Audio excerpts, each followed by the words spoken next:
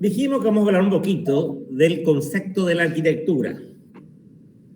Los conceptos, sea de arte y arquitectura, en cada época, según el pensamiento, han propuesto determinadas ideas conceptuales que vamos a ver cómo evoluciona esto con el transcurso de la historia. Recordándonos un poquito, el primer tratadista de la arquitectura fue aquel romano Marco Vitruvio. Tratadista porque el primero que empezó a pensar y plantearse una teoría para el alcance de una correcta arquitectura. En la antigua Grecia no se dio ningún tratadista. O en forma tangencial podemos decir que filósofos como Platón, Aristóteles, abordaron algo de arte y arquitectura. Pero el primer libro realmente de arquitectura, el primer manual, y fue un manual muy respetado hasta el Renacimiento, lo escribe Marco Vitruvio, en donde establece ya su famosa triada vitruviana que vieron desde el CPA, en donde afirma y defiende la idea que la correcta arquitectura es el justo equilibrio entre estos tres componentes que hacen a la arquitectura. Las firmitas, que hace alusión a la estructura, a la estabilidad estructural, a la utilitas, a la funcionalidad práctica. Y la venustas hace alusión a la forma bella estéticamente. Pregunto, ¿se puede dar un justo equilibrio de los tres componentes? La arquitectura clásica griega, ¿a qué valor le dio más importancia, les parece? ¿Cuál tuvo más peso? ¿Cuál componente? ¿La venustas, firmitas o utilitas en la arquitectura griega? A ver, ¿quién se anima a responderme? Firmitas. Firmita, la estabilidad. ¿Están de acuerdo en lo que dijo el compañero? Priorizaron las firmitas, los arquitectos griegos. La venustas. Para mí también que las venustas. Porque había una preocupación fuerte de lograr una forma perfecta, armónica, proporcionada. Eso es la forma.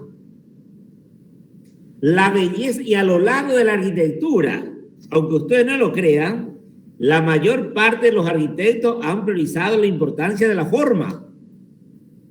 ¿Y en el gótico qué se priorizó? La firmita. La firmita, porque la novedad estaba en el nuevo sistema estructural. En la arquitectura posmoderna contemporánea, Utilitas. La utilita. En parte. en parte, un segundo plano. La utilidad no es lo prioritario en los grandes arquitectos contemporáneos.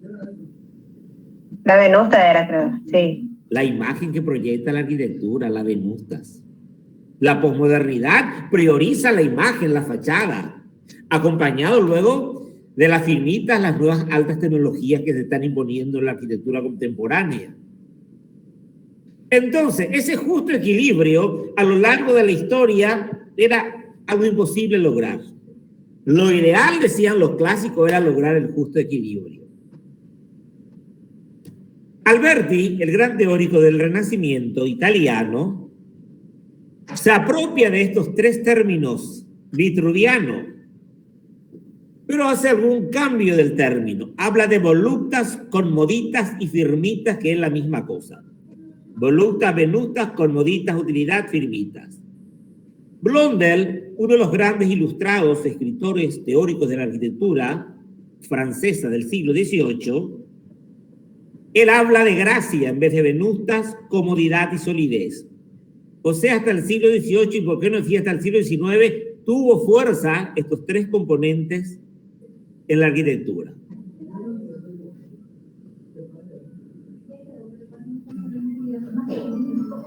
Pasando al siglo XIX, aparecen dos grandes teóricos en el panorama del siglo XIX.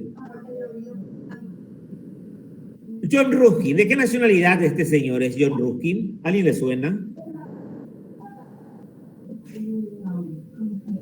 ¿Alguien le suena? Inglés no es, no, ¿verdad? Es un gran teórico inglés. Ya en el anterior se me pasó un poquito algo ahí abajo.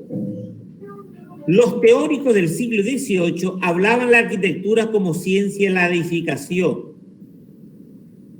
Comienza la primera revolución industrial en la segunda mitad del siglo XVIII y con la revolución industrial que se gestan nuevas tecnologías, nuevos materiales, ya el arquitecto se da cuenta que ¿por qué vamos a valorar siempre o priorizar la belleza formal? ¿No es mejor darle mayor importancia a la estabilidad estructural constructiva de la edificación, del edificio, la construcción? Anteriormente, el que estudiaba arquitectura estudiaba en la Academia de Bellas Artes. Y al estudiar en la Academia de Bellas Artes, el arquitecto pasa a ser un artista más que un técnico. Un artista que busca generar y crear belleza. Por eso estamos priorizando las venustas. Pero en el ámbito de la arquitectura francesa del siglo XVIII, los franceses van a hacer lo que van a defender la arquitectura como ciencia y que el arquitecto es un técnico. Entonces ellos van a crear las escuelas politécnicas de París, en donde se va a dar una nueva formación al arquitecto, no con énfasis del arquitecto artista, sino del arquitecto como técnico que prioriza las firmitas en la arquitectura. ¿Está claro? Sí. En cambio, este John Ruskin va a ir totalmente por otro lado para proponer su nuevo concepto de arquitectura. Él va a decir que la arquitectura es el arte de disponer y adornar los edificios levantados por el hombre para cualquier fin, de forma que su simple vista pueda contribuir a la salud mental, vigor y goce del espíritu. En este concepto, ¿cuál de las tres palabras vitruvianas está enfatizando? ¿Cuál de los tres componentes? La venusta. Otra vez la venustas. El arquitecto que se encarga de adornar el edificio con bellos ornamentos, con relieves, molduras, pinturas. Porque esa belleza, dice él, va a contribuir a generar una salud mental. Qué agradable, me siento bien en este espacio. Muy ornamentado. En cambio, otro gran teórico e historiador francés de finales del siglo XIX, Viollet-le-Duc, no va a estar de acuerdo con Ruskin y en una publicación va a decir: en la construcción está la razón de lo edificado, lo que ya defendían los franceses en el siglo XVIII. La construcción, firmitas. Y por tanto la forma y la apariencia de un edificio estará en función del procedimiento constructivo que se emplee. Según la tecnología o el sistema constructivo que empleo, eso me va a generar una forma, una determinada belleza. O sea que se va a empezar a trabajar ¿con qué? Con el hormigón y con el vidrio, o con el hierro, con el acero. Y eso va a generar una belleza más simple, más pura, más ligera, menos pesada. Dos posturas diferentes en el modelo de conceptuar la arquitectura en el siglo XIX.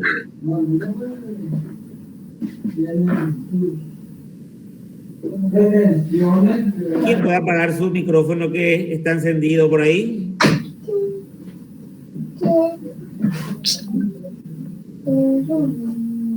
¿Alguien reconoce el edificio a la izquierda? La Ópera Garnier. ¿De qué estilo? ¿Ecléctico? Sí. Ecléctico, neobarroco más que nada. Garnier apuntó al concepto de Ruskin o al concepto de Viollet-le-Duc en su propuesta proyectual. Ruskin. Ruskin. Correcto, totalmente Ruskin. Totalmente Ruskin. La arquitectura en hierro que va a surgir en ese momento va a ir más hacia la postura del Ledoux.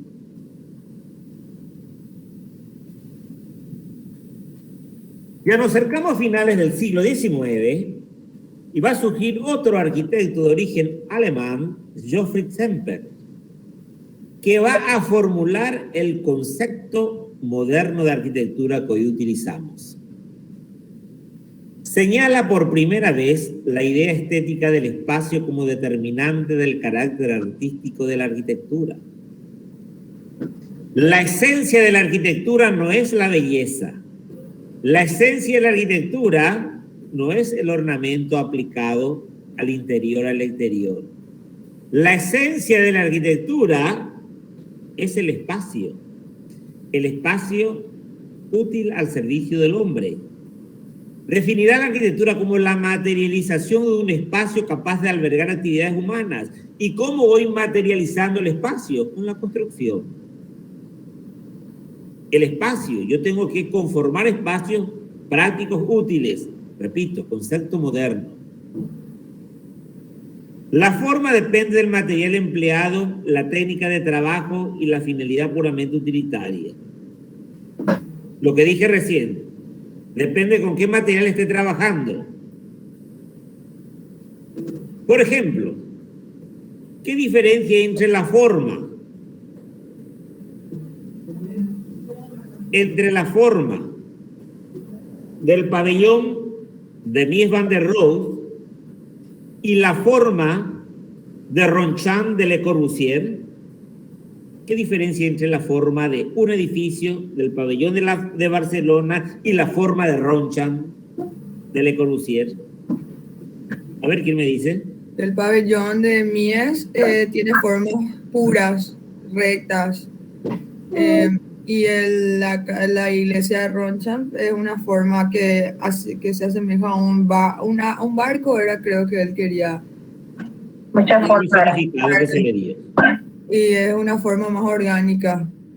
Entonces, uno geométrico, otro orgánico.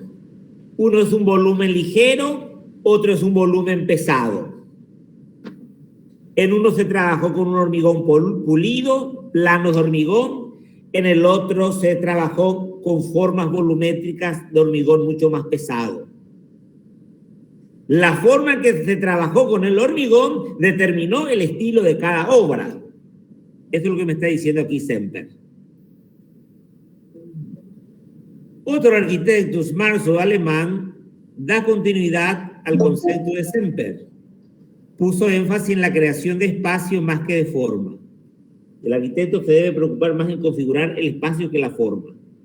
El arquitecto moderno. Por eso la arquitectura moderna, de línea racionalista, enfatizó más en la utilitas. Pero esa utilitas vino acompañado muy de cerca por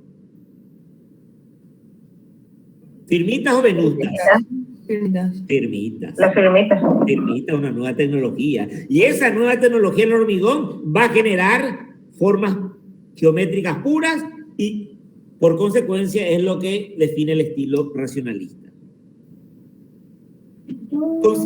Considera el origen de la arquitectura en la formación de un espacio tridimensional al servicio del hombre.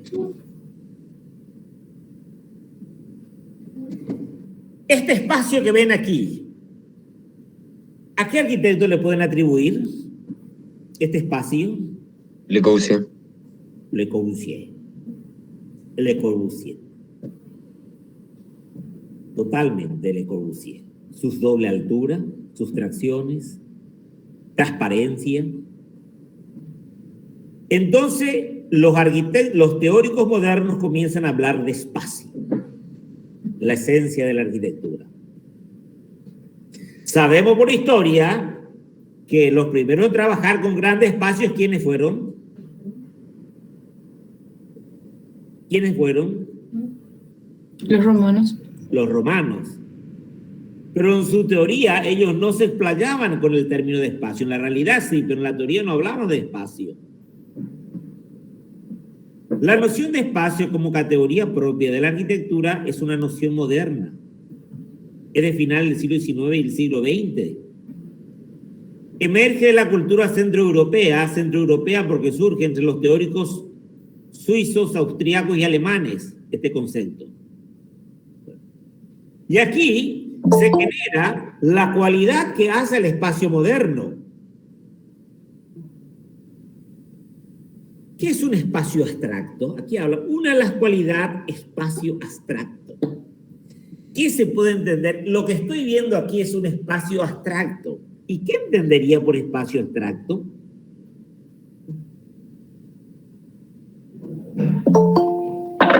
Que no es definido por algo. No es definido por algo. ¿Qué es lo abstracto? Primero. Algo que está simplificada sus formas más, ¿cómo te va? Las mínimas. formas más simples, eso, mínimas. Mínimas. Lo abstracto. Bueno. Este es un concepto válido, correcto. Proceso de abstracción es un proceso de simplificar la forma. Esta pintura es abstracta. ¿Qué se entiende también? Esta pintura abstracta. Se simplificó la forma, pero además de simplificar la forma, ¿qué pasa al simplificarse excesivamente la forma? ¿Qué pasa con esa arquitectura y con esa pintura? Se resaltan sus cualidades más significativas. Significativo. ¿Qué diferencia hay entre figurativo y abstracto? Figurativo y abstracto. En la pintura, por ejemplo. Que uno muestra al objeto tal y como es y el otro una interpretación personal del artista. Lo abstracto. Tiene Correcto. múltiple interpretación muchas veces. Está abierto a las múltiples interpretaciones. Correctísima, señorita. Lo figurativo es representar la figura que estás viendo. Una naturaleza muerta, un retrato. Lo abstracto representa tu manera y ya no entendés y no sabes qué es. Aplicado el concepto abstracto al espacio. Bueno, este espacio, ¿por qué es abstracto? Porque yo a primera vista no sé para qué. ¿Para qué? ¿Para qué? Sirve. ¿Cómo funciona? Digo, ¿Qué uso tiene? ¿Qué programa contiene este espacio? ¿Qué programa puede contener este espacio que estoy viendo en Le Corbusier aquí? Un consultorio médico. Un consultorio médico. ¿Qué más? oficina. Oficinas. Pero menos me van a decir vivienda, y es una vivienda. Entonces es abstracto porque no me define el programa arquitectónico. Puede contener cualquier función. Puedo darle cualquier interpretación como una pintura.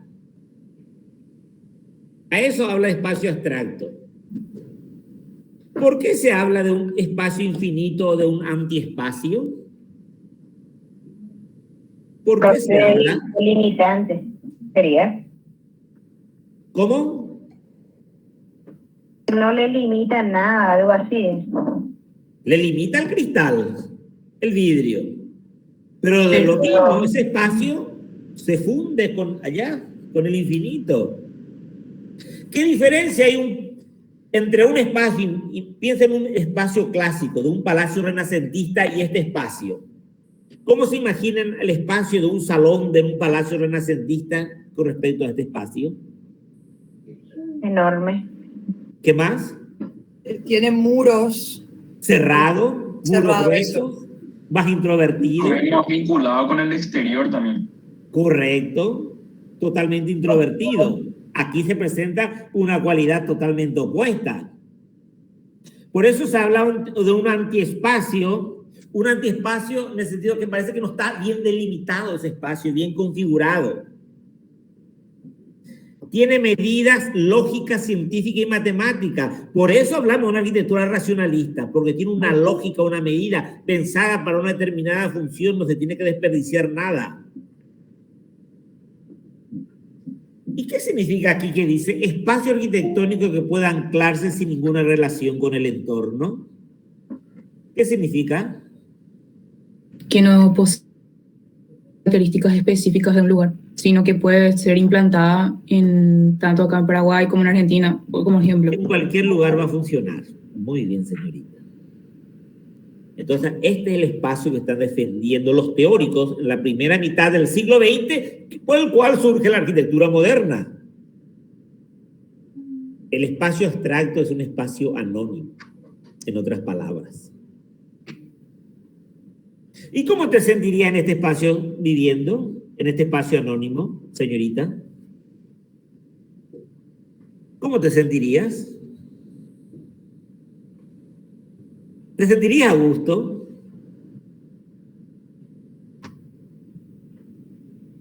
Si no sos una persona muy apegada a sus cosas, yo creo que sí. Que sí. Si sos una persona de la era de la globalización, sí. Sí. A alguien que Pero no le no guste la es privacidad. no es íntimo, no es muy abierto, no te encontrarías muy expuesta. Realmente sí, por todas las aberturas, por todos los ventanales en sí, cómo ingresa la luz. Creo que la ventaja que tiene es el ingreso de luz en sí, pero para que sea algo más íntimo como para una vivienda no es tanto, o sea, no da para eso. No escogería entonces para tu casa. Y debería tener espacios, por lo menos me tienen que asegurar que pueda haber espacios más íntimos, justamente para que yo me pueda sentir cómodo. Correcto. Además que cualquiera te puede asaltar así. Eso es toda la crítica que se le hizo posteriormente a este espacio moderno, lo que están planteando ustedes. Ante tanta crítica, el teórico va a replantear su postura de espacio después de la Segunda Guerra Mundial hacia 1950. Y en vez de hablar de espacio, va a decir, el arquitecto genera lugares para el hábitat del hombre. ¿Y qué diferencia hay entre espacio y lugar? Y dice a continuación, el lugar viene definido por las cualidades de las cosas, de los elementos, por los valores simbólicos, geográficos e históricos. Es ambiental y está relacionado con el cuerpo humano, por tanto, el término de espacio sustituido por lugar. En fin, ¿qué diferencia hay entre espacio y lugar? ¿Alguien entendió algo? Lugar entonces se adecua al contexto del entorno, ¿verdad? Lugar es un espacio específico. Muy bien. Aquí, Barrio Carmelita, Asunción, con estas características topográficas, climáticas, ambientales, con esta tradición constructiva, con estas determinadas costumbres del hombre. El lugar es un espacio definido. Y lo que buscó ya el arquitecto en los años 50, 60 y gran parte hasta nuestros días es configurar lugares para que el hombre se siente realmente En confort. confort, cosa que no se sintió en estas villas totalmente expuestas y frías. En el invierno, muy frío. Mucho vidrio absorbe mucho frío. Vino Le Corbusier, trajo a Latinoamérica en los años 30, estableció en Brasil y casi se cocinaron todo. Ni para el frío ni para el calor se adaptó esta arquitectura. No se pensó para el lugar. ¿Y qué tuvieron que hacer los brasileros? Tuvieron que, para tapar esos grandes paños de vidrio, llenar de quiebra-sol, para impedir que los rayos lleguen en forma directa, y el horno era un horno, dice. Los colegios que construyeron la escuela de arquitectura moderna en los años 30 en San Paulo, Brasil. Tuvieron que ver cómo hacer para que se adapte al lugar.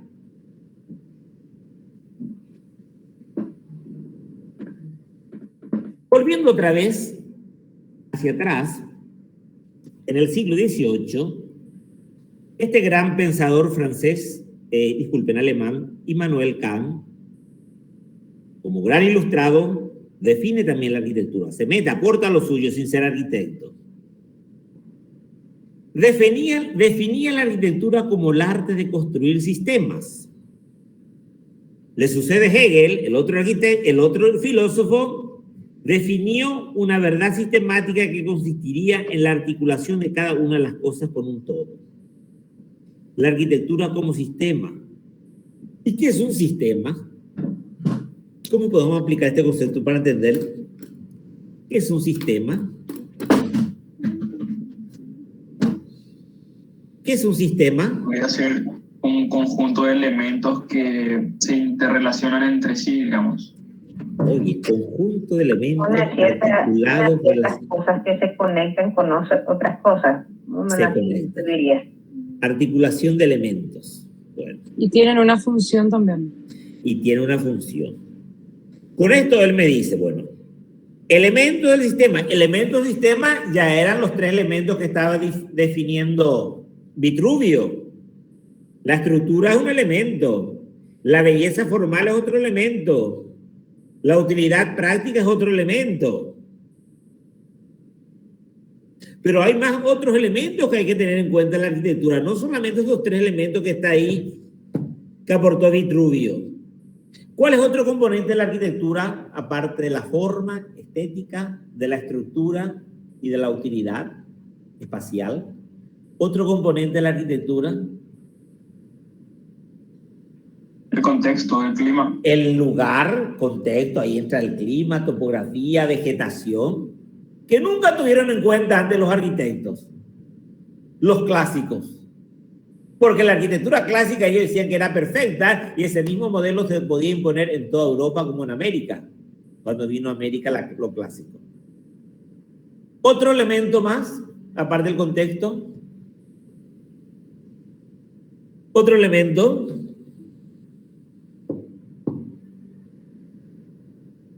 Que ustedes deben manejar como arquitectos en el momento de proyectar.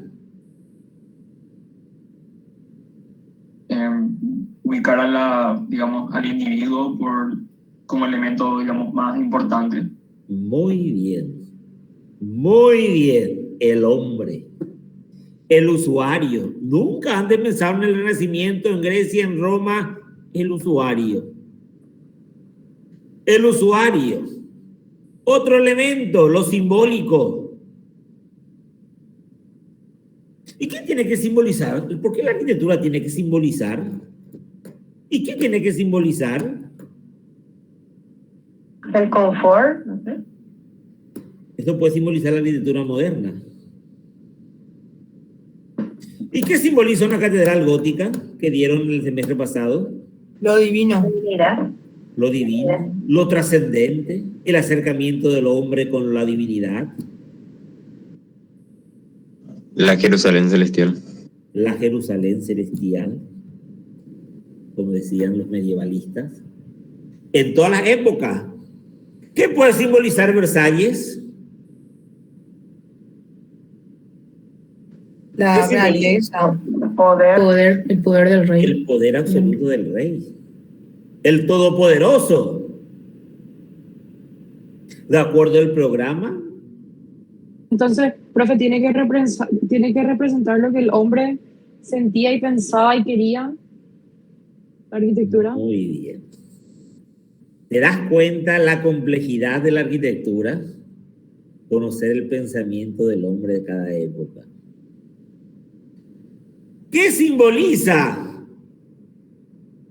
el Empire State Building o el Chrysler Building, las 2 torres emblemáticas del Art Deco neoyorquino levantado en la década del 30? ¿Qué podría simbolizar? Tecnología. Tecnología. ¿Qué más dentro de ese contexto norteamericano? ¿Sí? El poder del capitalismo, pues. Muy bien. Poder del capitalismo salvaje. Las grandes empresas corporativas que comienzan ahí, porque era sede de las 2 grandes empresas del automóvil, la Chrysler y la General Motors, que competían quién vendía más en los Estados Unidos el automóvil en ese momento. Para cada época. Y cuando nació la arquitectura, los primeros edificios que simbolizaban de la prehistoria en la antigua Mesopotamia, en Egipto, ¿qué simbolizaba Refugio. la mayor parte de la arquitectura? Hasta Grecia. Eso. ¿Eh? El refugio, puede ser. Y después del refugio, ¿qué simbolizaban? Arquitectura egipcia, griega, mesopotámica. Mitología. Todo lo que tenga relación con sus creencias religiosas. La religión. La arquitectura y el arte nació dentro de ese simbolismo religioso. No se preocupaban por sus viviendas, hacer viviendas cómodas, grandes. Templos, tumbas, el más allá del hombre, su alma. ¿Por qué? A ver si alguien, una pregunta lanzo. ¿Por qué los egipcios construyeron sus casas de adobe y sus tumbas en piedra y no al revés? Porque ellos creían en la vida después de la muerte. Y eran... Las pirámides eran las tumbas de los grandes reyes, que eran dioses. Y a la gente le importaba mucho su dios. O sea que... Y la vida de su dios después de la muerte. Correcto. Lo de la piedra era para que su arquitectura religiosa trascienda. Ellos ya en la prehistoria tenían claro, el hombre prehistórico, que el hombre tiene el alma, cuenta con cuerpo y el alma es inmortal. Y al ser inmortal el alma, el edificio que va a cobijar que es la tumba, al alma inmortal, se tiene que construir con un material. Con un material. Mortal, duradero. Sí. Firme. En cambio, el cuerpo del hombre, su casa común, el cuerpo, la vida del hombre aquí en la tierra, Era temporal. es temporal. Y su arquitectura tiene que ser temporal, el adobe. Tenía todo un significado simbólico, religioso de su cosmovisión, y en todas las épocas se da eso. Bueno, entonces estamos hablando aquí, ya estos arquitectos hablaban de un sistema. Estos filósofos, disculpen. ¿Y qué dice esto? Bueno, cada parte del sistema está en función al otro. La venusta está en función a la utilidad en función a los materiales, en función a las costumbres, al hombre, al contexto. Bueno, voy a poner un ejemplo. Si se altera un elemento, se altera todo. ¿Cuál es un ambiente característico del diseño de viviendas paraguayas desde la colonia hasta nuestros días? ¿Qué tenía que tener la casa? La galería. La galería. Bueno. Pregunto ahora, la galería le daba un diseño original a las viviendas paraguayas. Un componente del contexto, el clima, calentamiento global. Ahora, se alteró ahí un componente del sistema, del contexto, el clima, hace cada vez más calor. ¿Cómo afecta esto en el diseño de las galerías? ¿Cómo afecta? ¿Cambia o no cambia el sistema, el diseño de las galerías? ¿Siempre se diseña de la misma manera en las galerías hoy en día?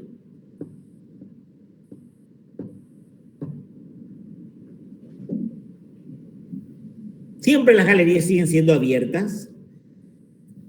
¿Cuentan con parasoles? ¿Ya? Parasoles. ¿Qué más? Cerramientos de vidrio. Algunos tienen aire acondicionado. Tienen aire acondicionado y cierran. Dejó de ser ese espacio de transición semiabierto. Ya cerraron, o sea, con vidrio, pero ya cerraron. Ya cambió la morfología del diseño. Un componente del calentamiento global cambió tu diseño. La parte funcional, la parte volumétrica. O lo que dijimos, con el acero y el vidrio, se logró diseños estéticos más geométricos, puros y simples, más ligeros, más livianos, en comparación a la arquitectura pétrea de sillares pesados de épocas anteriores. Un componente cambia y cambia todos. Se va desarticulando todo ese sistema. Entonces la arquitectura es un hecho mucho más complejo que hay que estudiar en su totalidad. La ideología política incide en el cambio de la arquitectura también. La ideología política es un componente de este sistema, podemos atribuir. ¿Por qué un componente? ¿Recuerdan ustedes cuando llegó al poder el Führer Adolf Hitler? ¿Qué pasó con el racionalismo alemán? ¿Qué pasó con todos esos diseños que salían de los talleres de la Bauhaus? Se destruyeron. Borraron. Eso. ¿Sé qué? Se perdieron. Fue Se destruyeron. totalmente censurado. Y ahí, desde el punto político, el líder reafirma que el estilo oficial de la nueva Alemania va a ser en más. ¿Qué estilo? Neoclásico. El neoclásico. Clásico, vuelta a otro nuevo clásico. Claro. Cambió la ideología política, cambió el estilo, cambió el sistema constructivo y cambió todo. Un componente del sistema se altera, cambia todo, desarticula todo y se transforma. Eso es lo que están defendieron acá en el siglo XVIII y hoy día se mantiene eso. Abajo dice el sistema de bellas artes. El sistema de bellas artes era aquel que estudiaba arquitectura en la Academia de Bellas Artes. Y sabemos bien que la Academia de Bellas Artes imponía una serie de cánones y criterios que hacían la arquitectura clásica. La proporción, el manejo de las leyes axiales, la simetría, el ritmo en arcos, ritmo en frontones, lo que sea. Era un sistema muy cerrado porque estaba sujeto a cánones. La arquitectura va evolucionando en el siglo XIX y XX con nuevas tecnologías y nuevos programas arquitectónicos. ¿Qué nuevo programa arquitectónico surgió en el siglo XIX, consecuencia de la revolución industrial? ¿Alguien me hace recordar? ¿Qué nuevo programa arquitectónico? Chicos, No es la monumentalidad, ¿no? ¿Verdad? Profe, ¿qué es un programa arquitectónico primero entonces? Edificios en altura, puede ser. Puede ser edificio en altura, otro programa, Las fábricas. naves industriales, otro programa arquitectónico. ¿Museo? Una vivienda colectiva, digamos, una vivienda densa. Los museos no, ¿verdad? No, museo ya se dio del Renacimiento. Ah, ¿Qué edificio le daba ese carácter de símbolo de ciudades modernas a las urbes europeas en el siglo XIX? Estación de ferrocarril. Las grandes estaciones de ferrocarril.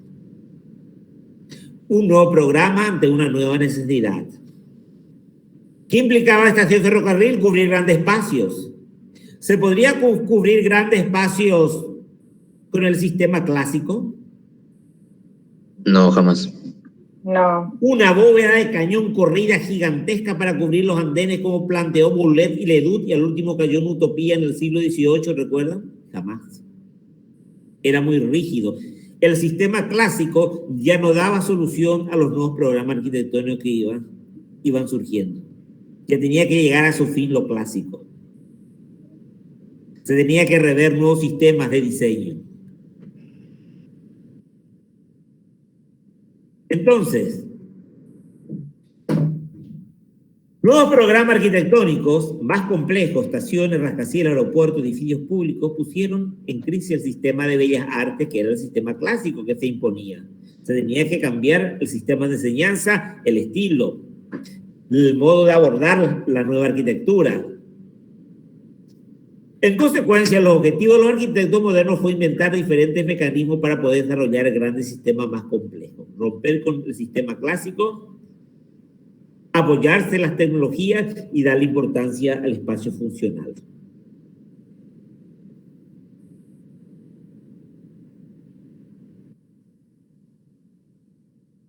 La arquitectura moderna rompe y separa este sistema cerrado y experimenta con un sistema mucho más flexible, la planta libre. Ofrece una libertad que incluye desde tecnología de construcción de edificios hasta la conformación de espacios libres. ¿Por qué la arquitectura contemporánea perdió peso y masa? ¿Por qué perdió peso y masa la arquitectura del siglo XX, chicos? Para la economía, se puede ahorrar, no sé si es eso. También puede ser uno de los criterios. Por los nuevos sistemas tecnológicos. Por los nuevos materiales, las nuevas tecnologías. Perdió peso y masa. Y configuró un nuevo estilo que estamos viendo. Liviano, transparente. Yo siempre digo, que el movimiento moderno, principio del siglo XX, fue un momento trascendental en la historia de la arquitectura. Porque todo lo que se estuvo realizando hasta el siglo XIX eran edificios con raíces clásicas, con columnas, con frontones, con arcos, con bóvedas, con muro de sillería, con ornamentos. Todo era así. Y llega y se proponen estos genios como Mies, Gropius y Le Corbusier esta arquitectura. Un corte profundo hubo. Aquí, Sí. sí hay una alumna que es Karina Martínez que levantó la mano y que quiere participar. Karina, ¿qué dices? No, profe, perdón. Quería silenciar mi micrófono. Ah, se confundieron. Ok, yo pensé que querías aportar algo. Perdón. Porque pueden alzar la mano, entonces yo así le aviso al profesor, no es problema. Entonces fue un momento importante aquí en el planteamiento que se da en la arquitectura. Un corte profundo. Como diría yo, borrón y cuenta nueva con la arquitectura. Importantísimo. Y fue la propuesta que hicieron para 1920 eran futuristas. Porque también para ese momento futurista parece que no, se adelantaron a su tiempo. Y viendo aquí abajo, ¿quién conoce el edificio de abajo de la izquierda? ¿Quién ubica ese edificio? Está en Michigan, creo que es de Mies van der Rohe. Mies van der Rohe, uno de los pabellones del Instituto Tecnológico en Chicago. Hoy día sigue teniendo una belleza que no tengo palabra con qué expresar. La belleza que da la materialidad, la pureza de la forma y la transparencia espacial. Sigue tan actual como cuando se diseñó en la década del 50. O la casa que vemos a la derecha, la Villa Tugendhat del 32, 1932, parece de 1932. Imposible, No, van a parece decir súper ustedes actual. eso. Un genio puede hacer eso para 1932.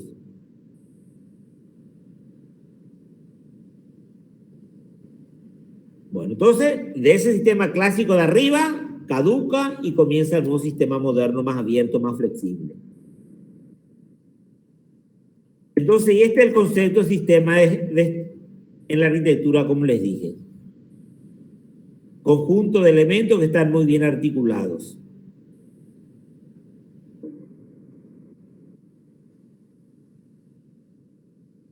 En la segunda mitad del siglo XX se produce el desmoronamiento del discurso de la unicidad frente a la paulatina aparición de nuevas conciencias. Pasé algo aquí.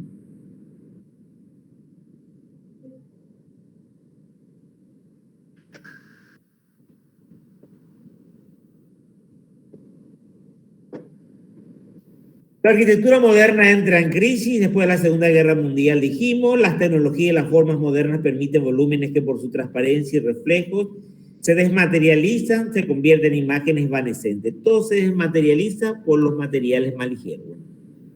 Unicidad.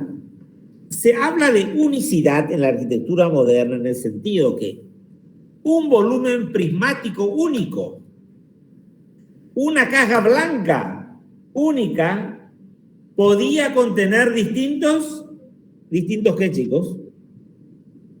Distintos. Distintos usos, distintos programas. Ahí se habla unicidad en la arquitectura moderna. Un volumen puro blanco anónimo contiene distintos programas, distintos usos. Esto fue la gran crítica que le hace la arquitectura posmoderna. Ante ese discurso de la unicidad, frente a la paulatina aparición de nuevas conciencias, diversidad, el hombre buscaba diversidad de opciones, diversidad de propuestas, diversidad de estética. Eso van a proponer a partir de la posmodernidad. La diversidad ante la unicidad del movimiento moderno.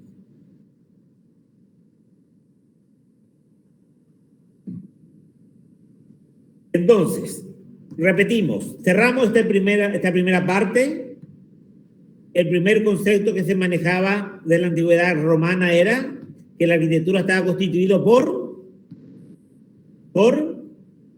3 elementos: ¿cuáles eran los 3 elementos? venustas, firmitas y utilitas. Llegamos al siglo XVIII, en donde ya los ilustrados ya estaba empezando la revolución industrial. ¿A qué componente comienza a darle más importancia a consecuencia de la revolución industrial? Utilitas. Firmitas, la construcción. Ah, Pero en el siglo XIX hay otra vez un retroceso con Ruggi, que decía que la belleza en la arquitectura está en el ornamento, en la forma, venustas.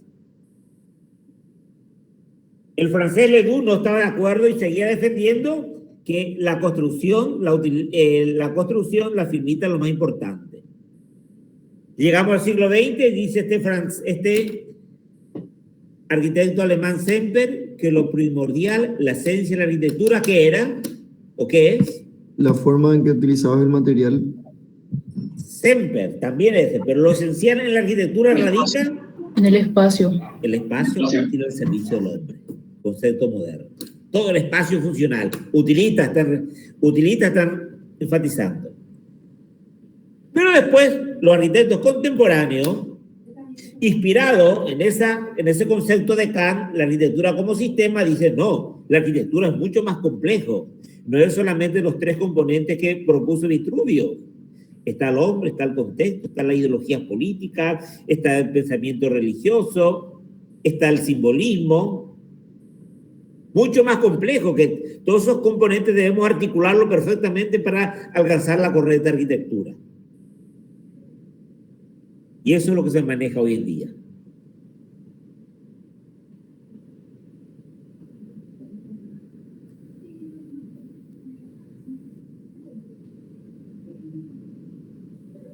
Para abordar la investigación del arte como de la arquitectura, se han propuesto a lo largo de la historia, sobre todo desde finales del siglo XIX a nuestros días, una variedad de metodologías muy importantes que hay que conocer para valorar y entender. Y una de las primeras metodologías que se creó en el contexto centroeuropeo, sobre todo alemán, austríaco, es el método formalista. Porque dicen que los formalistas dicen, y lo que defendieron los clásicos, que hay que darle mayor importancia ¿a qué componente? ¿A qué componente vitruviano? A las venustas. A la forma. La forma bella, que es la venustas. Porque ustedes cuando van a una ciudad, a un barrio, van viendo arquitectura, ¿qué es lo que les seduce de esa obra, de una obra específica? ¿Qué es lo que le atrapa? ¿Cómo está distribuido el espacio? ¿Qué es lo que le seduce a primera vista? Chicos, La forma que tiene. La forma que tiene. La forma que tiene. Y cuando hablo de la forma, veo la textura, qué material, los colores, el acabado, todos esos son componentes formales. Y ahí recién me formulo la siguiente pregunta. ¿Y cómo será la distribución interior? ¿O esta forma qué programa representa o puede comunicar? La forma. Veo forma por todos lados. Percepción visual. Konrad Wiener fue el padre de esta teoría. La historia del arte se reduce al conocimiento de la forma, excluyendo para tal fin el sentimiento. La mayor parte de los libros de historia de la arquitectura, mayor parte de los libros hasta los años 60 del siglo pasado, ¿cómo abordaba la historia de la arquitectura? El estudio de la forma. Y un conjunto de formas que me define. ¿Qué me define un conjunto de formas? Un patrón. Un patrón que es un estilo. Y todos los historiadores lo que va, tal edificio de tal estilo por tal. El estilo renacentista tiene tal característica. El barroco tiene tal característica porque trabaja con tal tipo de forma. Y allá al último poquito de estructura. Y despacio ya ni no hablaba más. Todo era la forma. Si es simétrica, si es proporcionada, si mantiene un ritmo. La creación de la forma es por el principio que rige toda actividad artística. Pero pregunto a ustedes como arquitectos, ¿ustedes crean forma al diseñar? ¿Entienden la pregunta? ¿Crean forma? ¿Qué hacen entonces?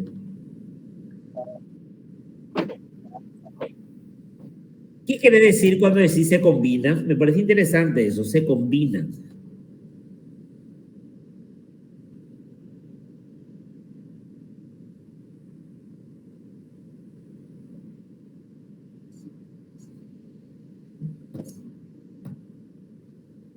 Combinan.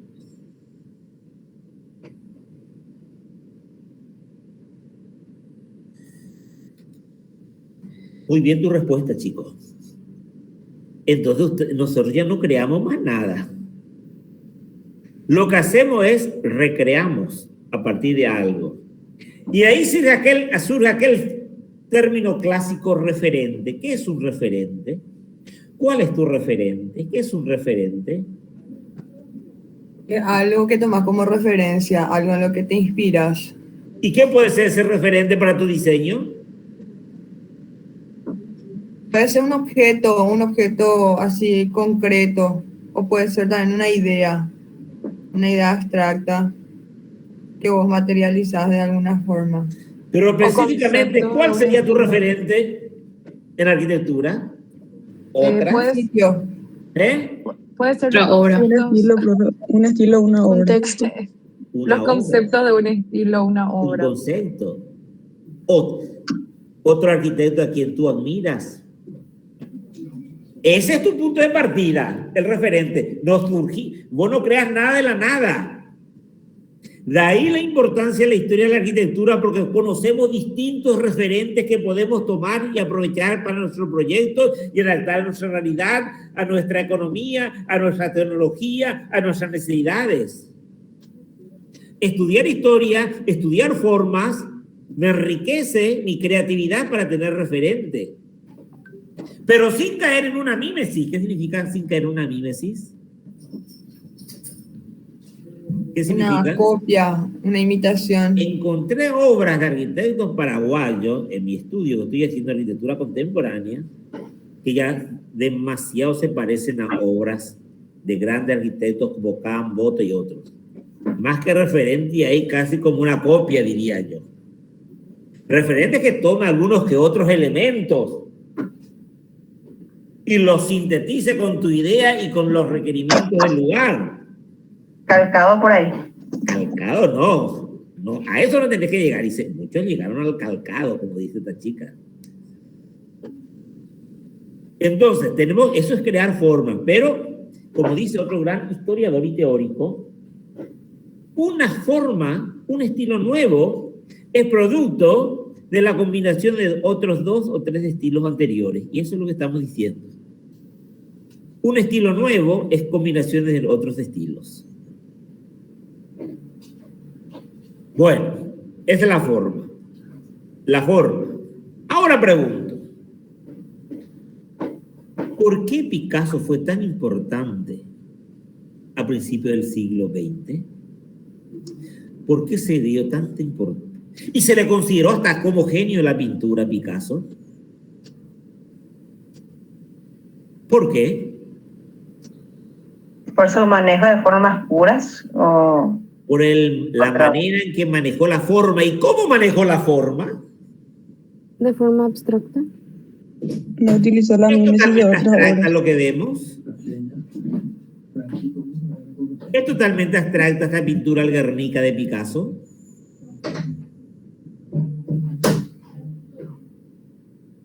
¿Quién me responde? ¿Cómo?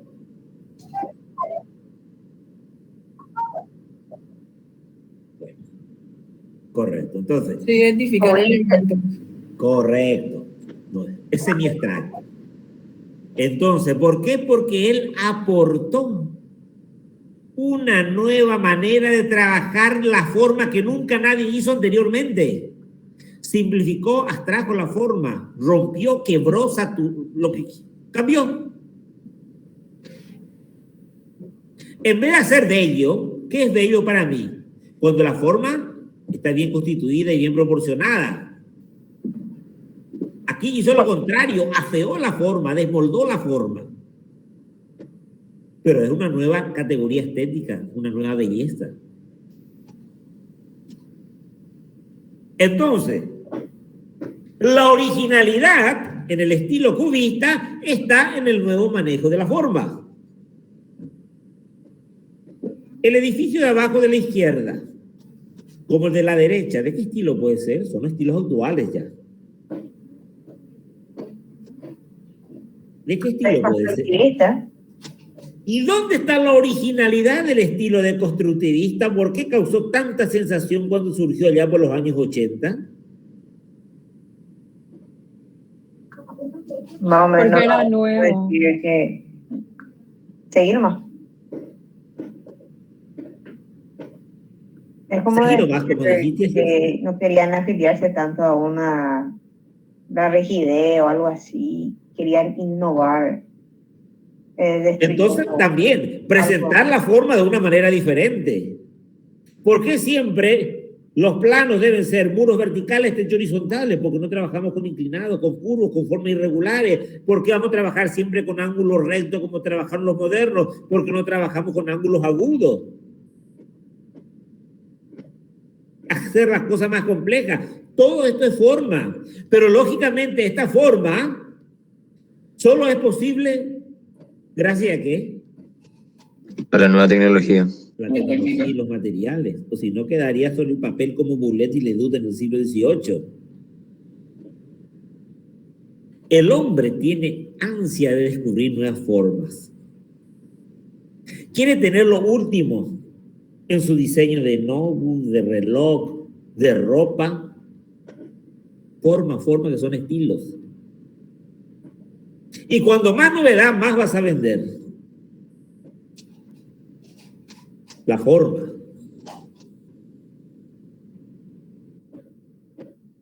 Henry Wolfling, otro historiador del arte suizo, también defiende que lo prioritario es la forma. La primera manera del historiador del arte es el análisis de la forma, lo que ve en ese edificio, cómo está diseñado. Lo prioritario es la evolución de la forma de que responde a las nuevas necesidades. Cada forma también es producto de las necesidades de la época. La forma en la arquitectura. La forma sigue a la función.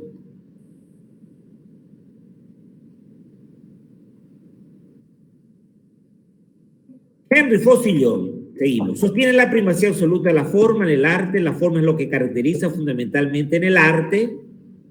La forma trae significado. Esa forma el hombre le va a asignar un significado.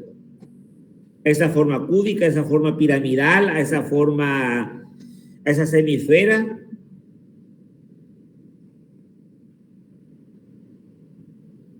Y él dice, estableció en un libro que escribió a principios del siglo XX, La vida de las formas. Y él dice que la forma pasa, o el estilo pasa en su evolución por 3 etapas. Si vemos detalladamente esta escultura, ¿de qué estilo es esta escultura?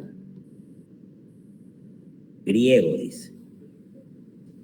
Y si analizamos la forma en la figura humana, fíjense bien, ¿qué diferencia hay en la evolución de la forma en la figura humana de izquierda a derecha?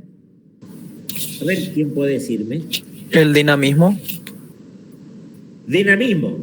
Sí, es más dinámico que en la primera, o sea, si vamos comparando. La primera es muy estática, muy dura, muy rígida. Se va soltando y el último tiene mucho dinamismo, movimiento. Otra característica. Realismo. Más detallado.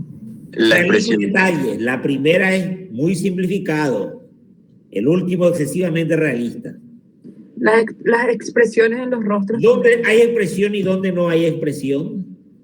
No hay expresión en el griego, o sea, en el proto-griego o arcaico, y sí en el decadente. Sí, en el decadente. El centro es Helenístico. Te transmite un sentimiento también en su rostro. totalmente, mucho más expresivo. Muy bien. Entonces, ahí la forma en que va cambiando, va evolucionando. ¿A qué llama protoestilo, proto-griego o estilo arcaico? ¿Qué es el proto? Antes, o sea, prototipo sería como. Antes. Prototipo es otro término. Antes o inicio. ¿Qué pasa con el estilo? Está en proceso de... La forma está en proceso de... Transformación. De formación, de gestación, se van haciendo nuevo estilo. Por tanto, para nacer el estilo griego, tuvo que partir de otro estilo. ¿Y de qué estilo partió? Del egipcio. De la escultura egipcia. Y si ponemos al lado una escultura egipcia, vamos a encontrar bastante similitud. Solamente que la egipcia es más rígida otra vez que esto. Y más simple otra vez. Esa forma que van haciendo, que es muy imperfecta todavía, porque el arquitecto, el artista va explorando, va investigando, llega un momento de apogeo, de madurez, siglo V, siglo de Pericles. ¿Qué pasa en la etapa clásica con la forma? ¿Qué pasa en la etapa clásica con la forma? Entonces, Tiene más movimiento. y llegó ya Azú.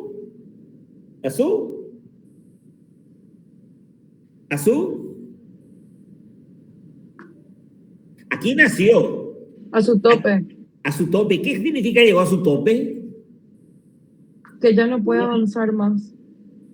Entonces, al llegar a su tope, llegó a su perfección, a su madurez, a su plenitud. Aquí nos encontramos con el Partenón en este momento, el momento que se hace esta escultura. La arquitectura más perfecta. Y ese Partenón, al ser perfecto, pasa a constituir un prototipo. ¿Y qué es un prototipo entonces?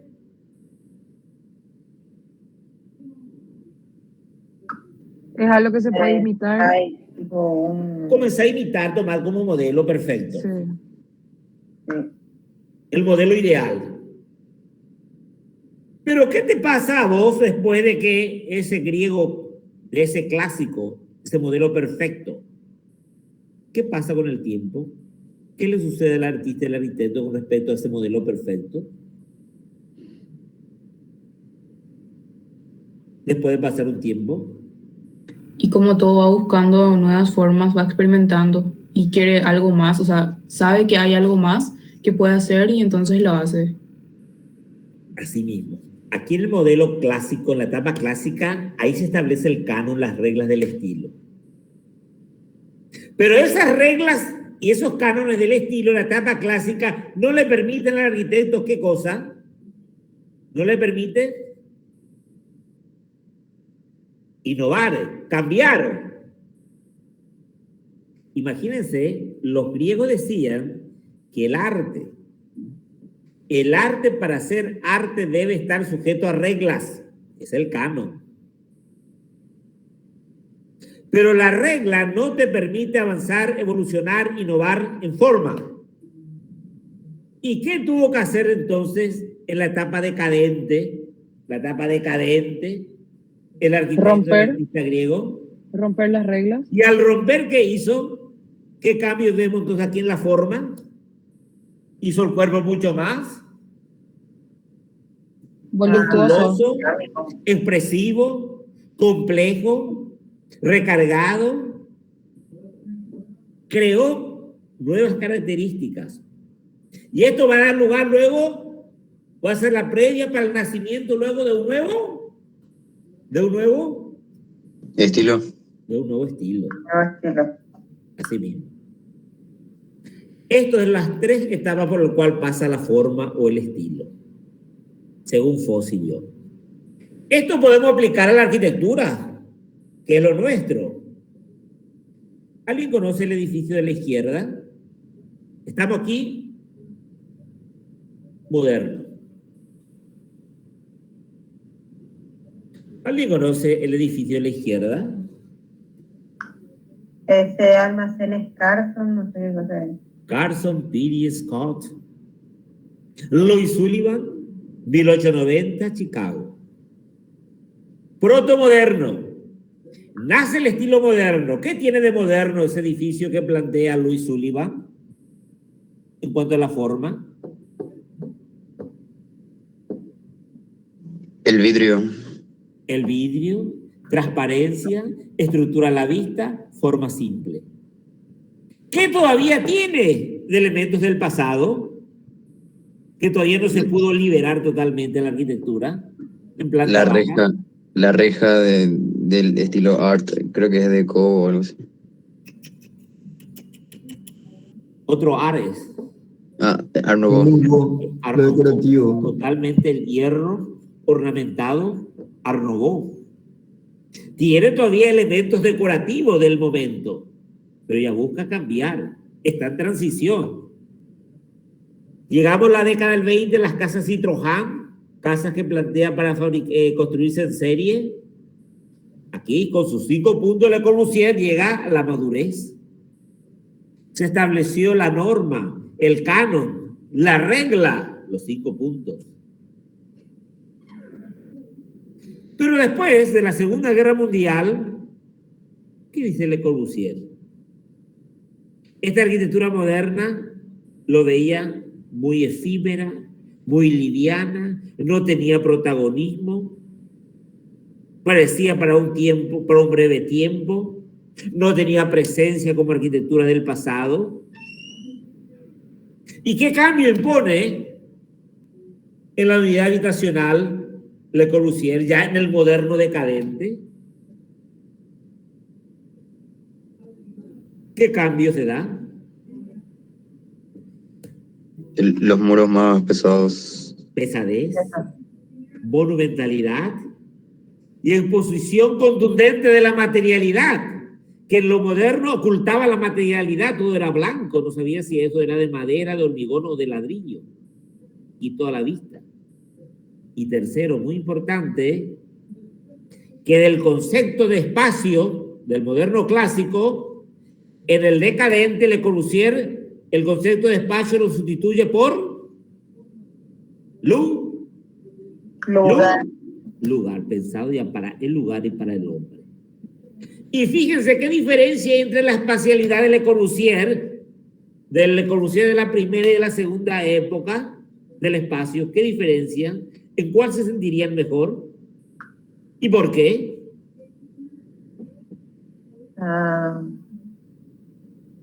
El de la segunda por generar esa privacidad que en la primera época no hay. Correcto. Privacidad y la materialidad y los colores. Ya cambia el estado anímico de la persona. Hay un proto-renacimiento, renacimiento clásico, renacimiento decadente, que es el manierismo. Esto se dio en todos los estilos. Henry Fosillon, en su libro La vida y la forma, que pasan por estas etapas.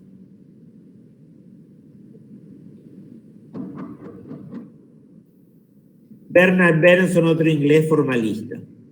Vamos a pasar a otro método, iconológico. Si el método anterior se preocupaba de estudiar la forma, a este método, ¿qué se va a preocupar por estudiar? ¿Les parece? Prioricen el significado. El significado, los símbolos. ¿Cuál es un estilo arquitectónico que está lleno de elementos significativos? ¿El gótico? El gótico. Cada escultura, cada relieve tiene su simbolismo. Si voy a estudiar la arquitectura gótica, es bueno aplicar este método. ¿Y por qué este método no es bueno para la arquitectura moderna? ¿Por qué no es bueno?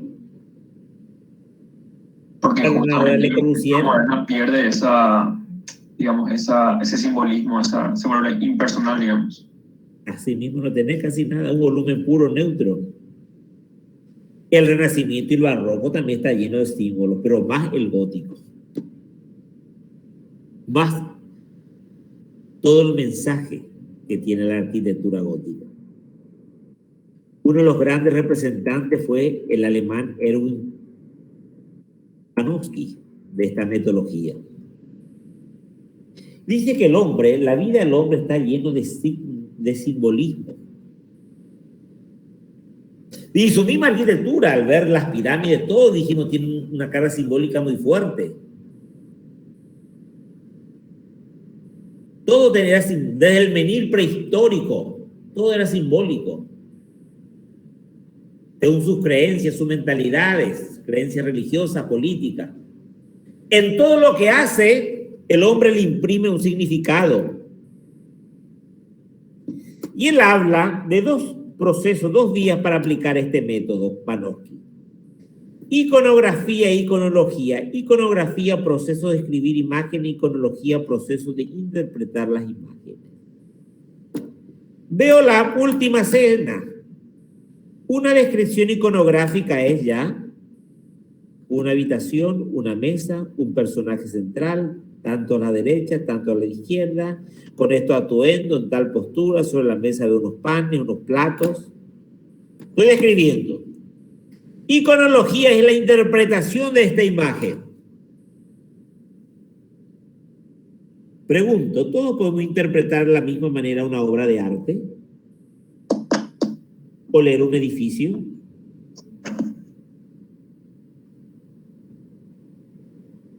¿Todos podemos tener la misma interpretación? No. No se puede. Varía con la persona. ¿Y qué tenemos que hacer para poder tener la interpretación más acertada que quiso darle el autor, el artista? ¿Cómo podemos llegar a tener esa interpretación más acertada? ¿Qué tenemos que hacer?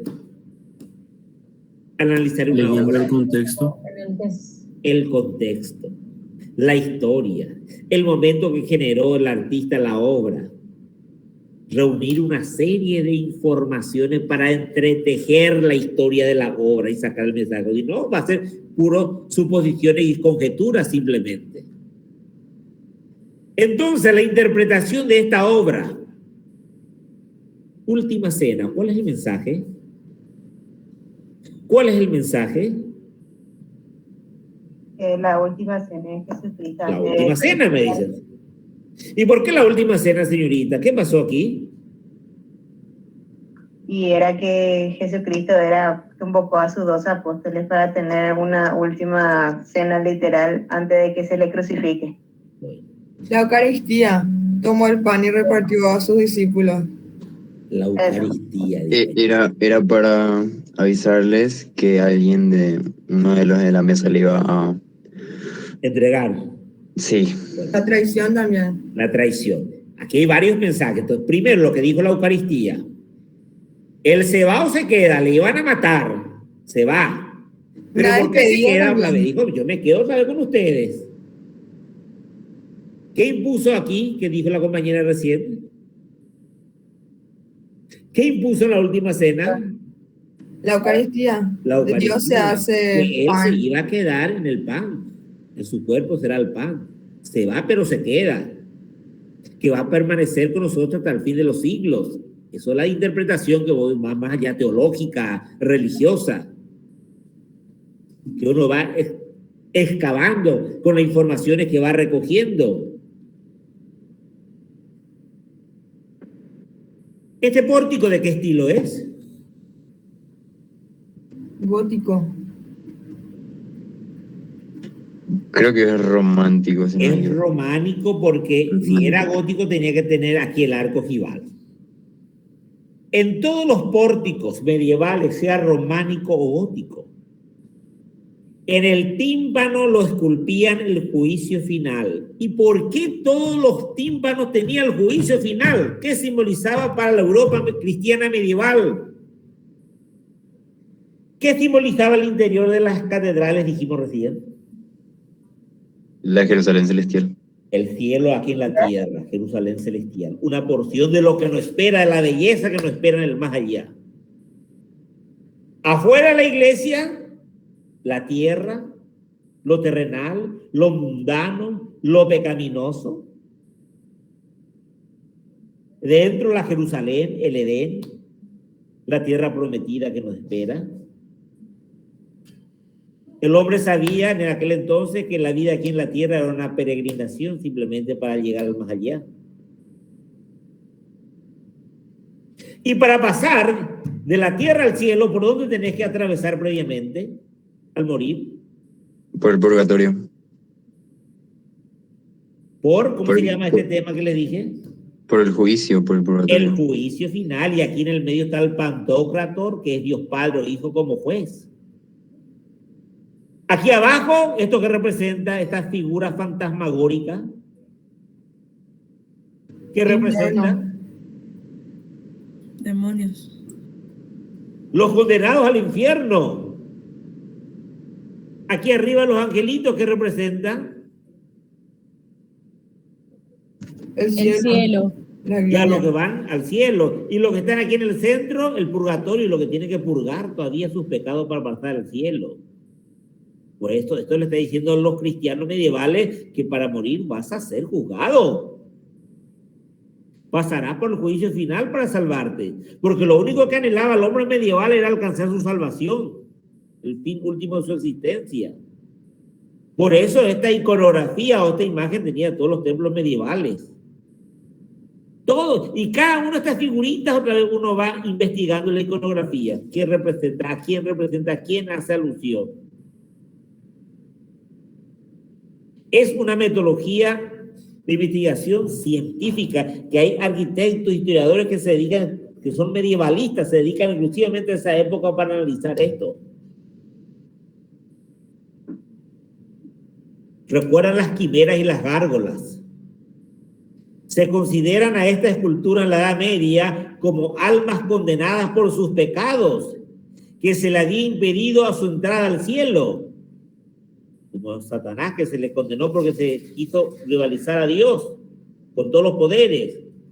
Otra y la más entendida es que se trata de guardianes de templos sagrados, entidades protectoras que mantienen alejados los demonios y espíritus malignos, también lo dice. Almas condenadas. Distintas interpretaciones hay. Bueno. ¿Conocen la pintura ilusionista del barroco que vemos aquí? ¿Dónde se pintaban estos grandes murales? ¿Qué parte de las iglesias? En el techo. En las bóvedas del techo. ¿Y qué simbolizaba esto? ¿Por qué todas las bóvedas de los templos barrocos tenían esta pintura ilusionista a cielo abierto? El cielo, la existencia del cielo. Así mismo, nuestra otra vida, donde vamos a gozar rodeado de María, Jesús, los ángeles, los santos. Eso representa esto. Pietro Cortona, un gran pintor italiano, pintó el título Triunfo de la Divina Providencia en el Palacio de los Barberini, un palacio barroco en Roma. Es un tempestuoso conjunto de arquitecturas, nubes, emblemas y alegorías que en audaces escorzos verticales llevan la mirada del espectador hacia la infinitud del cielo. La obra de Dios, que es infinita, simbolizando toda la grandeza e inmensidad de las obras del poder del Creador. Eso simboliza la grandeza de Dios en síntesis. Y aquel cristiano de la Contrarreforma del siglo XVII otra vez queda admirado y refortalecido en su fe ante la fe perdida después de Martín Lutero con la Reforma. Se centra otra vez el poder en la iglesia cristiana con toda esta monumentalidad artística para afianzar la fe. El espacio se abre, el espacio se pierde, el espacio barroco. Gombrich, otro historiador alemán que aplica la metodología. Siguiente metodología. Es importante que abordemos la sociológica. ¿Qué número de metodología es esto? ¿Este método? ¿El tercero o el cuarto? La tercera. Bueno. Este es un húngaro. Arnold Hauser dice: para entender una obra de arte o para entender un edificio, una arquitectura, ¿qué tengo que entender? ¿Qué tengo que analizar? La sociedad. Concibe la historia del arte como la sociología del arte, ya que la sociedad es la que genera el arte. El arte, la pintura, escultura, arquitectura es producto de la sensibilidad, del sentimiento, de lo que piensa la sociedad. Me voy a un pueblo del interior de nuestro país y veo todas esas casas bajas, esas tiras de 100 metros, toda a la misma altura, con las galerías hacia la calle. ¿Qué deducción saco en cuanto a las características de la sociedad de esos pueblos de la época de la colonia? ¿Qué me cuenta ahí la arquitectura, chicos? Que socializaban mucho entre vecinos, con la gente de la calle, se saludaban, hablaban, les gustaba la relación pública. ¿Y toda la misma altura? ¿Y la misma característica? ¿Que era una sociedad? Muy igual, así, de condiciones. Igualitaria, muy bien. Ya me describió totalmente la sociedad. Hoy día me voy en un barrio, veo muralla a 4 metros, circuito cerrado de televisión. ¿Qué me dice la sociedad? Inseguridad, o de repente la gente también se quiere aislar. Bueno, conocer a todos tus vecinos. No, lo justo y necesario. Lo justo y necesario. Yo, en mi época, donde vivía, le conocía a gente que vivía a 3 cuadras de casa a la redonda y nos relacionábamos. Ahora ya no. Perfectamente la arquitectura describe la sociedad. Perfectamente. O a través de la arqueología, restos de ciudades perdidas, puedo construir la historia de cómo vivían esa gente, qué pensaban, sus actividades cotidianas. Afirma que dado unos datos sociales difunden su huella en las obras de arte, unas características de la sociedad, y entiendo directamente por qué esa arquitectura. El arte, la arquitectura, tiene como función instrumento de culto, de propaganda de ideas, de expresión de poder o de ocio. Expresión de poder era el barroco, el poder del monarca o el poder de la iglesia. De culto también el barroco. De propagandas de ideas. Ostentación también, profe. ¿Cómo? Ostentación. Ostentación. Y vamos a ver ostentación, ya que tocaste el término ostentación. La Belle Époque. ¿Recuerdan la Belle Époque, 1900? ¿Por qué se llamaba Bella Época? Porque en ese momento Europa, no solamente Francia, estaba viviendo una riqueza, gran riqueza, desarrollo tecnológico producto de la revolución industrial. Había tanto dinero, tanta burguesía adinerada, que cuando hay dinero, ¿qué característica tiene el arte y la arquitectura cuando hay dinero? ¿Qué característica? Lo que dijo la compañera, la ostentación, la necesidad de mostrarse y demostrar ese poder y el dinero que se posee. Entonces se va a trabajar con mucho color, ornamento. Ornamento sinónimo de riqueza, ostentación, poder.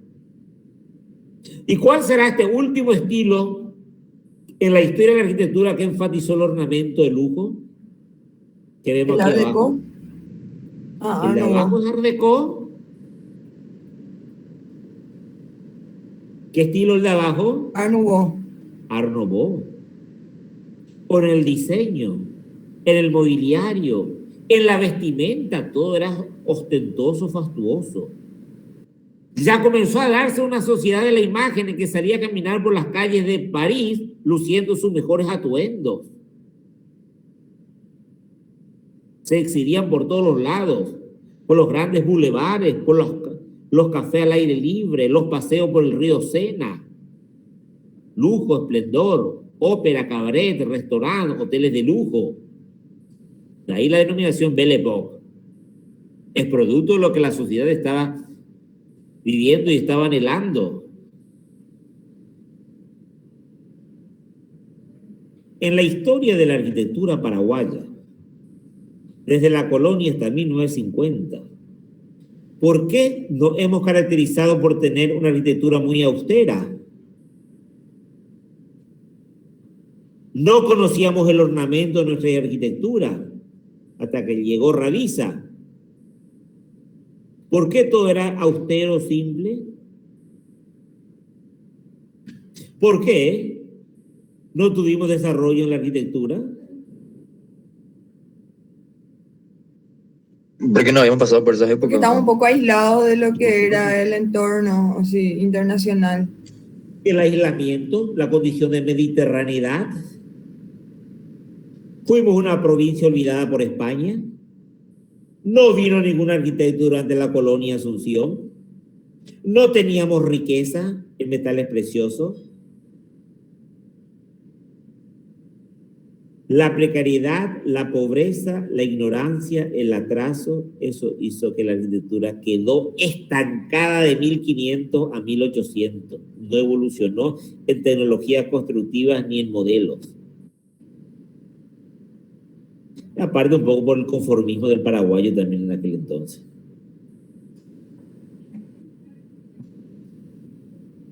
Ahí analizamos la sociedad paraguaya de la colonia. Pasamos a la segunda Belle Époque, 1920, después de la primera posguerra. Sobre todo Estados Unidos, que crece económicamente en gran manera hasta que sucumbe con la caída de la bolsa de Nueva York en el 29. Había tanto poder económico y Europa aparte se levanta de la guerra en 1922, ya se reactiva otra vez la economía europea. Entonces, para olvidar los desastres de la guerra y buscar un mundo de fantasía, espectáculos, diversión, buena vida, querían un estilo que rivalizara al racionalismo sobrio, simple y sencillo. Querían algo más decorado, más ostentoso, más llamativo. ¿Y ahí qué estilo surge para la burguesía adinerada de los años 20 y 30? El Art Deco. El Art Deco, que para hacer un estilo elitista y caro. Producto de lo que buscaba la sociedad en ese momento. O pasamos a los años 60. La contracultura hippie. El consumismo. El colorido exuberante. El mal gusto. El quiche, que es el mal gusto. Los colores fluorescentes. Que comenzaron con la cartelería, con el diseño, con la vestimenta, y llega la arquitectura con este hotel de mal gusto, o es de buen gusto este hotel.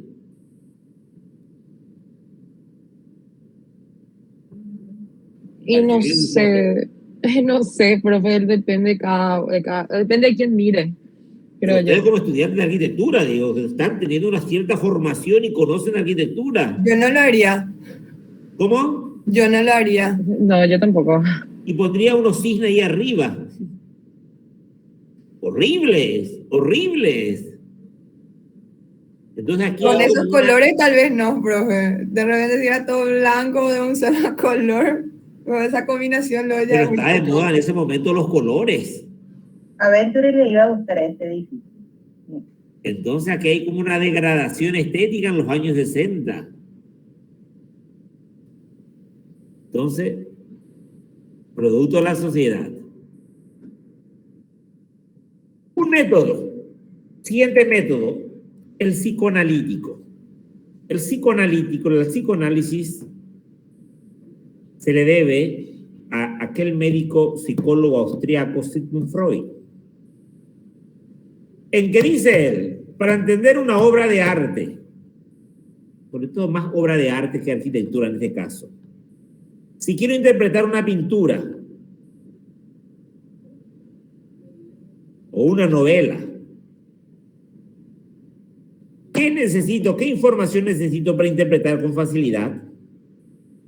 Y como psicólogo que era, el artista que pinta o que escribe el novelista, Lo que vivió, un reflejo de sus experiencias. su interioridad, su experiencia de vida, sus preocupaciones, se descarga en su obra de arte. Entonces, este método es un método psicológico, meterme en la interioridad del artista, su vida pasada, para entender lo que quiso expresar en su obra. Porque dice que el artista libera en su obra de arte como catarsis de todas sus fantasías, aquellas fantasías que le han reprimido. Conocer el interior del artista. La obra de arriba, de la derecha, ¿alguien conoce? Sí, es de Frida Kahlo. ¿Y qué simboliza todos esos elementos ahí? Tengo que conocer la vida de Frida Kahlo para entender esa obra. ¿Alguien sabe algo de la vida de Frida Kahlo? No podía tener hijos, pero ella, profe. Sí. Perdió un hijo, no podía tener. No podía caminar tampoco. Eso le traumó. Cuando era joven, le atropelló un tranvía, le fracturó la cadera, no podía caminar. Eso. Y cada uno de estos elementos tenía algo que se relaciona con su vida pasada, para entender. O en el grito de Munch, aquí el mismo artista se autorretrata.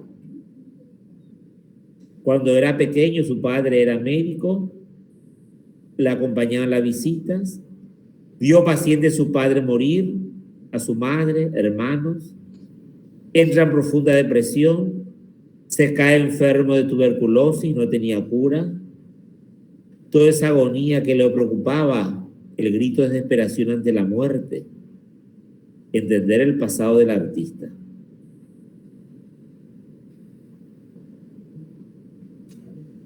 Pero ya entramos en el siglo XX, se necesita en la arquitectura una metodología que no se centre exclusivamente en la forma y no se centre exclusivamente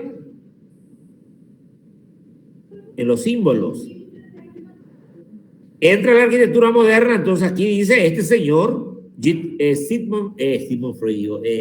Siegfried Gidio, un historiador suizo, escribe una Biblia para la arquitectura moderna, espacio, tiempo y arquitectura.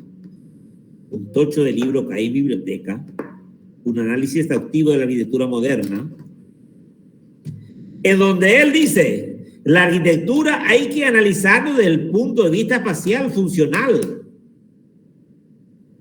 Prioriza el espacio. Este libro publicó en el 41. En su texto, la clave técnica es la noción de un nuevo espacio arquitectónico surgido de las peculiaridades del siglo XX, enfatizando su estudio en el análisis funcional del espacio moderno con sus correspondientes cualidades. Estudia la planta, la zonificación, los accesos, las dimensiones. Eso es lo prioritario, dice, en este momento en que el arquitecto, el historiador de la arquitectura debe abordar.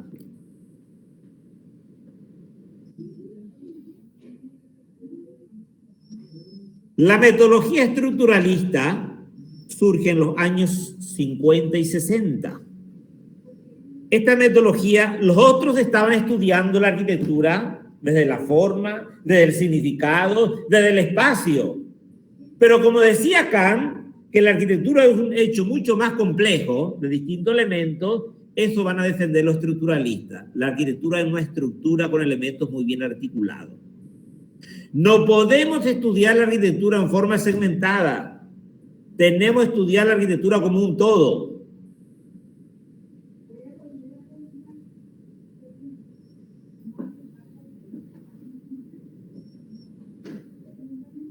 Es una metodología que se está aplicando mucho hoy en día.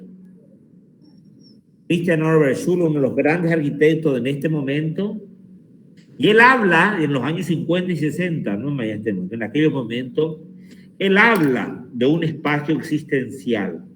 ¿Y qué es un espacio existencial?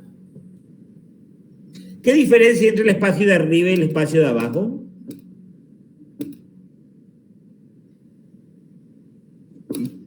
Que uno más íntimo que otro. Bueno. Entonces, el de arriba se aplicó el concepto de espacio y el de abajo se aplicó el concepto de lugar. El de arriba es un espacio de Mies, el de abajo es de Álvaro Aalto, orgánico. Y el espacio existencial es aquel espacio donde vos,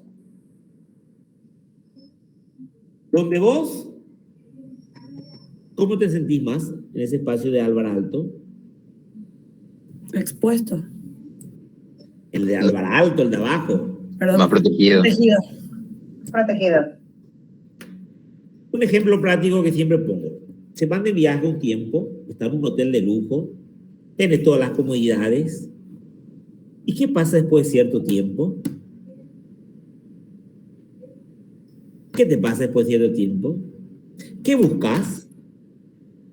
Extrañas tu casa, tu cama, tus cosas, tus recuerdos, tus peluches que te regalaron, toda la carga significativa y simbólica que tiene ese espacio, recuerdo, memoria. Es el espacio existencial con el cual hoy día hay que trabajar, que maneja el estructuralismo.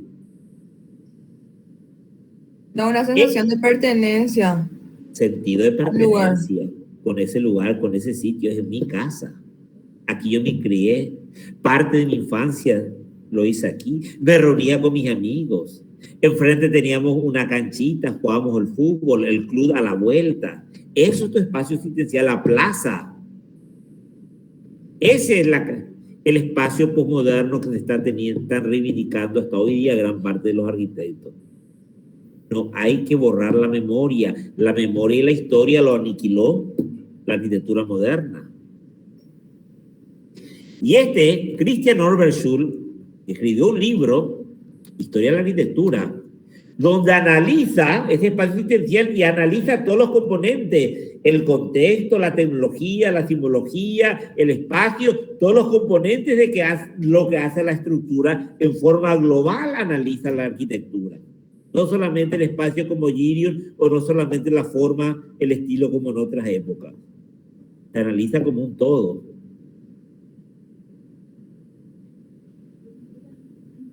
Bueno, llegamos a la hora aquí, me parece. Me emplayé bastante. ¿Alguna pregunta? ¿Quedó claro? ¿O se dijo demasiado cosas ya, Andrea Chena? No, a mí me quedó claro, profe, la verdad. Bueno, chicos, no queda más nada, Antonella Pistillo. Avisos parroquiales. ¿No hay más avisos parroquiales? Sí, hay. Vamos. Bueno, en relación a los chicos que hacen historia 5, yo le pasé ya al delegado la dirección de la página de la cátedra para que puedan ir